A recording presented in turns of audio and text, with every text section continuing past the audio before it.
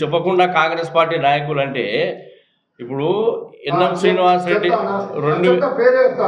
MLA గారు వినోద్ గారు సుధాకర్ రెడ్డి ముగ్గురు సహకరిస్తున్నారు మాకు వచ్చిన సమాచారం. తప్పు సమాచారం. ఎన్ఎం శ్రీనివాస్ రెడ్డి గారు ఎక్కడ కూడా ఈ భూ కబ్జాలకు ఎక్కడ కూడా సహకరించరు. ఫస్ట్ ఆఫ్ ఆల్ ఇక వినోద్ కుమార్ గారు సుధాకర్ రెడ్డి గారు అంటే మీరు ఆధారాలు తీసుకురండి, దాన్ని ఏమైనా ఉంటే ఖచ్చితంగా చర్యలు ఉంటాయి. ఖచ్చితంగా ఎన్ఎం శ్రీనివాస్ రెడ్డి గారు మాట్లాడతాం. ఎమ్మెల్యే గారి పేరు కూడా ఎందుకు చెప్తాం? ఒక ప్రధాన పత్రిక ప్రధాన ఛానల్ ప్రతినిధి ఫోన్ చేసి చెప్పిండు ఇట్లా ఇట్లా అక్రమంగా కడుతున్నారని వీడియో సహా పంపించిండు ఎమ్మెల్యే గారికి. పంపిస్తే అవునబ్బా ఎస్సీలు కట్టుకుంటున్నారు, మీరు ఒక్కరే ఉన్నారా వాళ్ళు ఉన్నారా అని మాట్లాడిండు. అది సాక్ష్యమే. ఎమ్మెల్యే గారు మాట్లాడిండు. అవునబ్బా ఆడున్న పరిస్థితులు ఏందో ఏం కథనో తెలవాలి కదా. కాగితాలు వెరిఫై చేసి నీకు సర్వే చేసి రెవెన్యూ వాళ్ళు సర్వే చేసి నీ ప్లాట్ ఇక్కడ వచ్చింది కట్టుకో తప్పలేదు, ఎందుకు ప్రోత్సహిస్తున్నారు అని అడుగుతున్నాను. మేము ఎక్కడ కూడా భూ కబ్జాలకు ప్రోత్సహించము. అట్లా భూ కబ్జాలకు మా మహబూబ్నగర్ శాసనసభ్యులు ఎన్ఎం శ్రీనివాసరెడ్డి గారు ప్రోత్సహిస్తే ఫస్ట్ కబ్జాలు చేసిందంటే నేనే ఉంటుంటే ఇదివరకు. మా ఎన్ఎం శ్రీనివాసరెడ్డి గారు మాకు ఒకటే లైన్ నేర్పించిండ్రు, విద్య మహబూబ్నగర్ అభివృద్ధి. మనం 7వ గ్యారంటీ కింద మహబూబ్నగర్ ప్రజలకు ఎక్కడ భూ కబ్జాలు ఉండవు, భూములు ఎక్కడ కబ్జాలు ఉండవు, మా నాయకులు ఎవరిని కూడా ఇబ్బంది పెట్టరు, ఎవరి జీవితాన్ని వారు స్వేచ్ఛగా జీవించాలనే ఉద్దేశంతోనో ఏదైతే వాగ్దానం ఇచ్చినామో అదే వాగ్దానం మీద కట్టుబడి ఉన్నామో అదే వాగ్దానం మీద మేము నడుస్తూ ఉన్నాం. ఎన్ఎం శ్రీనివాసరెడ్డి గారి లక్ష్యం వెనుక. కాకపోతే సరే భయ్ పార్టీ నేనేమంటున్నా, భూ కబ్జాలకు పార్టీ నాయకునికి అనే సంబంధం ఉండదు. ఎవరైనా అటువంటిది ఉంటే ఆయన మీద వార్త రాసుకో, పార్టీ దృష్టికి వస్తే ఖచ్చితంగా వారి మీద కూడా చర్యలు ఉంటాయి. భూ కబ్జాలను మాత్రం ఎన్ఎం శ్రీనివాసరెడ్డి గారు ప్రోత్సహించరు, మేము కూడా ప్రోత్సహించము. జర్నలిస్టులు దీక్ష చేసినప్పుడు కొంతమంది నాయకులతో పాటు మీరు కూడా వెళ్ళారు. ఆ దీక్షలో మౌలాలిపేట దగ్గర ఉన్న ఏదైతే పాత పట్టాలు ఉన్నదో ఆ ప్లేస్లో నెల లోపలనే పట్టాలు ఇస్తామని చెప్పి జర్నలిస్టులు హామీ ఇచ్చి విరమించేసారు. అది ఎందుకు కొన్ని అనివార్య కారణాల వల్ల జర్నలిస్టులకు ఇచ్చినటువంటి వాగ్దానం 1 మంత్లో కాకపోవచ్చు. అయినా నిరంతరం జర్నలిస్టులకు న్యాయం చేయాలనే దిశగా ఎన్ఎం శ్రీనివాసరెడ్డి గారు, ఎంఎస్ఆర్ గారు, లక్ష్మణ్ యాదవ్ ముడా చైర్మన్ గారు వారు ఇప్పుడు కొద్దిగా జూబ్లీ హిల్స్ బై ఎలక్షన్లో అక్కడ ఉన్నారు కాబట్టి కొద్దిగా వారు లేకున్నా కూడా ఎంఎస్ఆర్ గారు, ఎన్ఎం శ్రీనివాసరెడ్డి గారు మేమందరం కూడా పర్యవేక్షణలో ఉన్నాము. ఇదే మైత్రి ఆదాయ గారు కూడా మొన్నటికి మొన్న జస్ట్ 4 days బ్యాకే అన్న ఖచ్చితంగా మనం వాళ్ళకి మాట ఇచ్చినాము ఇది తొందరగా చేయాలంటే నిన్న 4 గంటలకు కలెక్టర్ గారి అపాయింట్మెంట్ తీసుకొని కలెక్టరేట్కు వెళ్ళడం జరిగింది.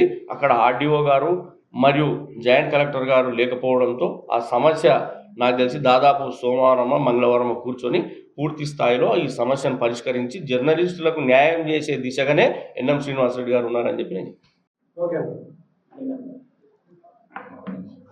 Phone silent.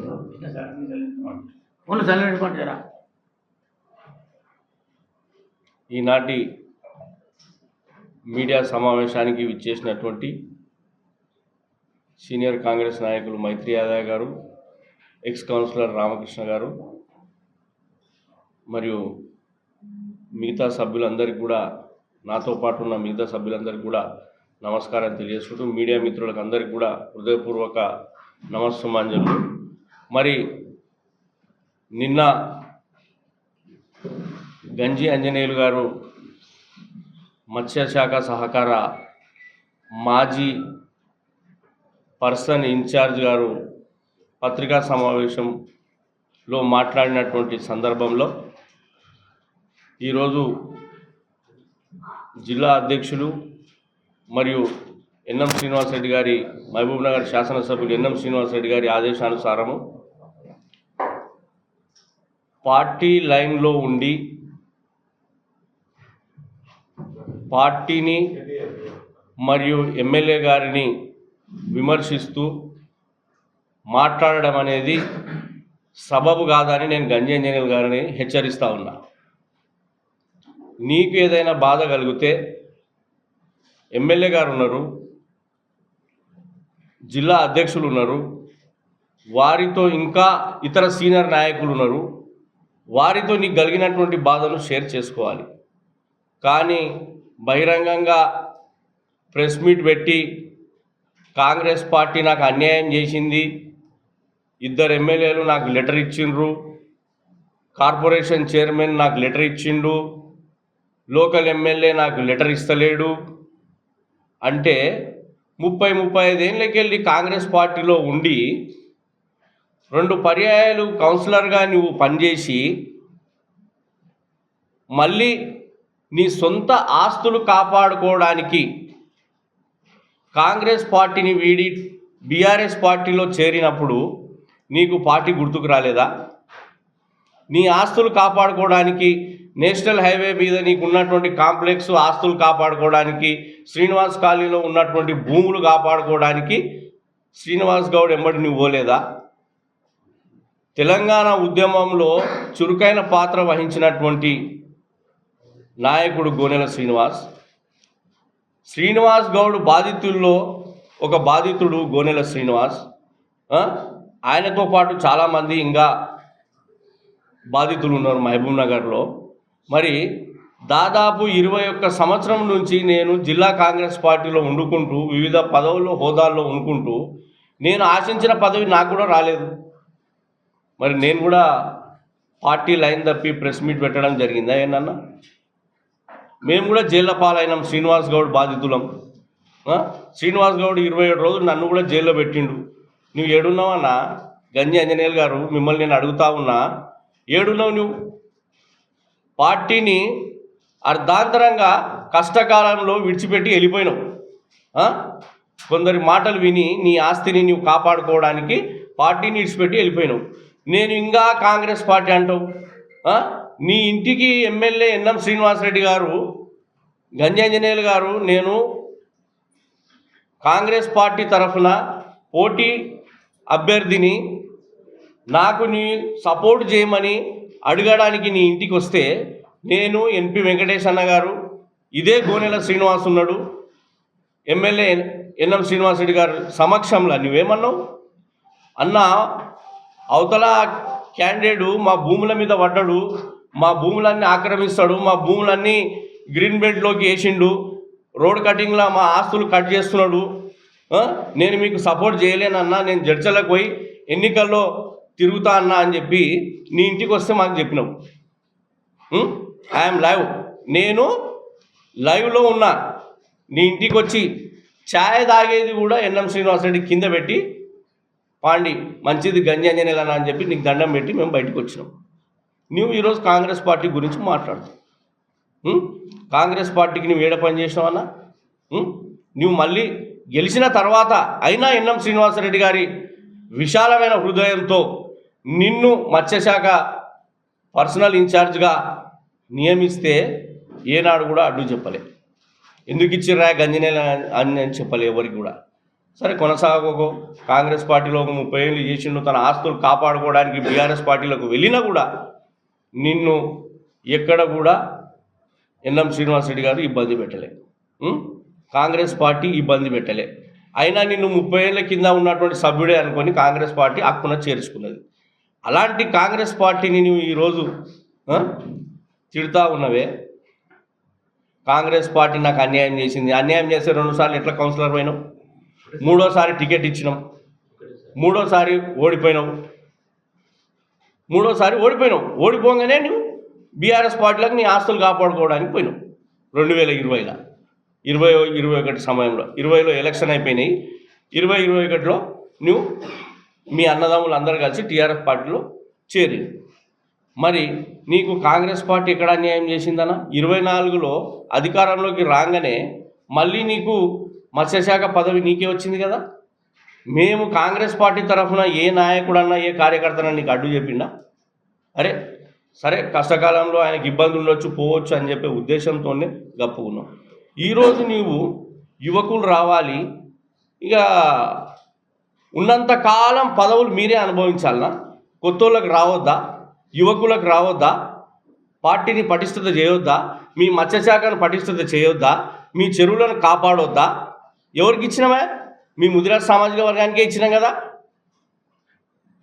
మీరు మతి స్థిమితం కోల్పోయి మేము ఏ పదవిలో ఉన్నామో జీవితకాలం అదే పదవిలో మేమే కొనసాగాలి, ఏమనంటే 30 ఏళ్ళు మేమున్నాం, 30 ఏళ్ళు మేమున్నాం. మరి 30 ఏళ్ళు ఉన్నోళ్ళు ఎక్కడ పోయినరు? ఎలక్షన్ల ఎన్నికల లోపల ఎక్కడ పోయినరు? పార్టీ కష్టకాలంలో ఉన్నప్పుడు ఎక్కడ పోయినరు? అప్పుడు గుర్తుకు రాలేదా? 30 ఏళ్ళ కాంగ్రెస్ పార్టీని మేము నడిపించుకున్నాం, మేమున్నాము. మరి ఇప్పుడు పార్టీ కష్టకాలంలో ఉంది, మేము అందరం విడిచిపెట్టి పోతే ఎట్లయితుంది? పార్టీని కాపాడుకునే బాధ్యత మాకుందని మీకు లేదా?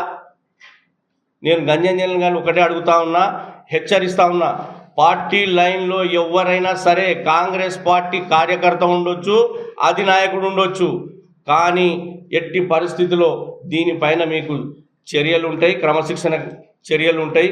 ఖచ్చితంగా అవకాశం వస్తే పార్టీ నుండి కూడా సస్పెండ్ చేయడానికి వెనకాడమని చెప్పి నేను తెలియజేసుకుంటా ఉన్నాను. ఎందుకంటే పార్టీ లైన్లో ఉండి నీకేదైనా సమస్య ఉంటే, నీకేదైనా ఇబ్బంది ఉంటే కాంగ్రెస్ పార్టీకి సంబంధించిన నాయకులు ఉన్నారు, సీనియర్ నాయకులు ఉన్నారు.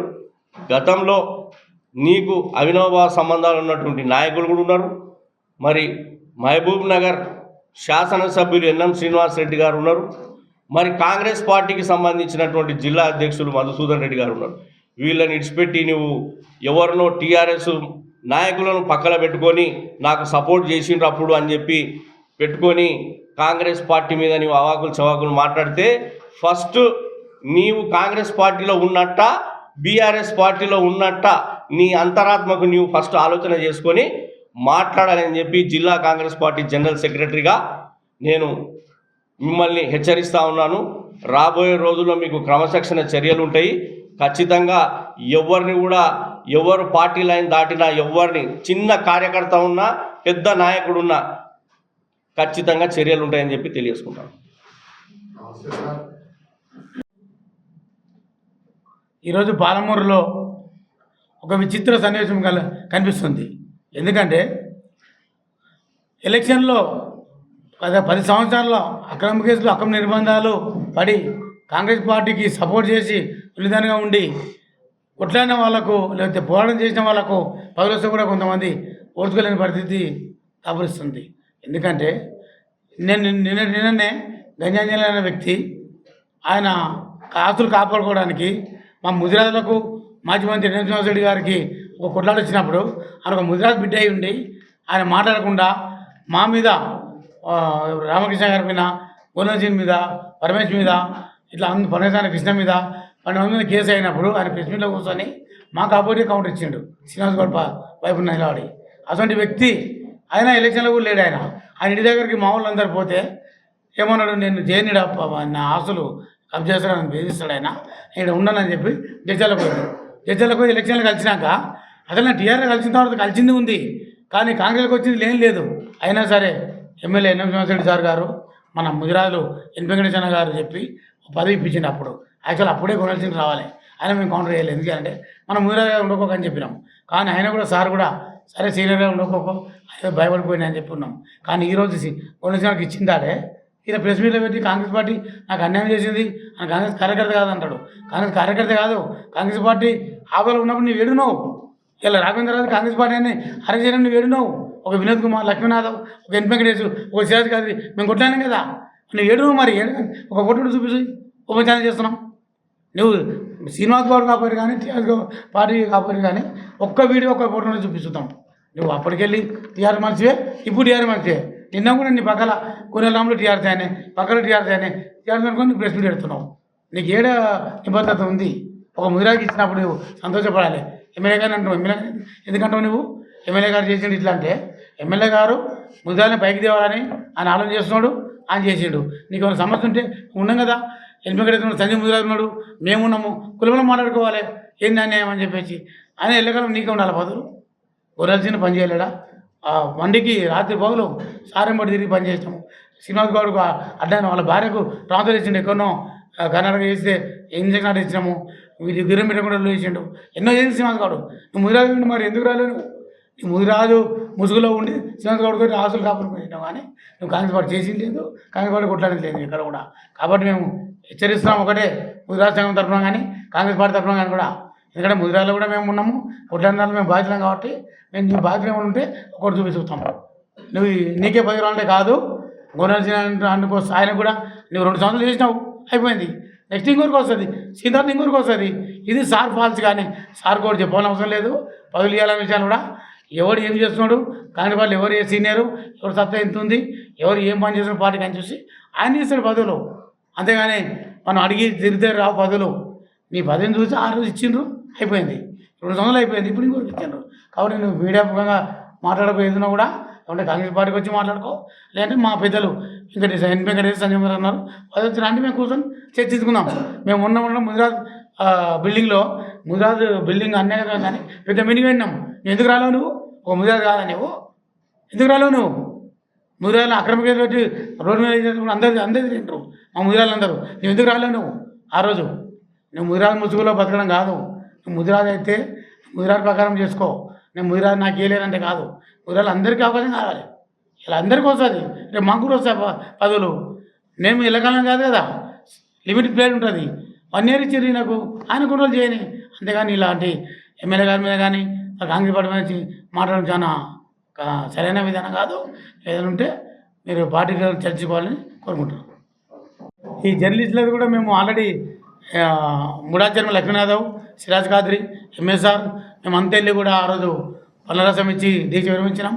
కానీ ఎమ్మెల్యే గారు కూడా చాలా శాశక్తుల పోరాడుతున్నారు దాని కొరకు. కాబట్టి చిన్న ఇష్యూ ఏంటంటే జైన్ కలెక్టర్ ఇన్ఛార్జ్ వచ్చాడు, అయ్యే టైంలో collector transfer Jain collector transfer అయ్యాడు. కాబట్టి అది పెండింగ్ ఉంది. కానీ అతి త్వరలో మేము లోపల చాలా మల్లగులాలు పడుతున్నాము. ఖచ్చితంగా కూడా ఈ వారంలో మీ సమస్య సాల్వ్ అవుతుందని చెప్పి మేము తెలియజేస్తాం.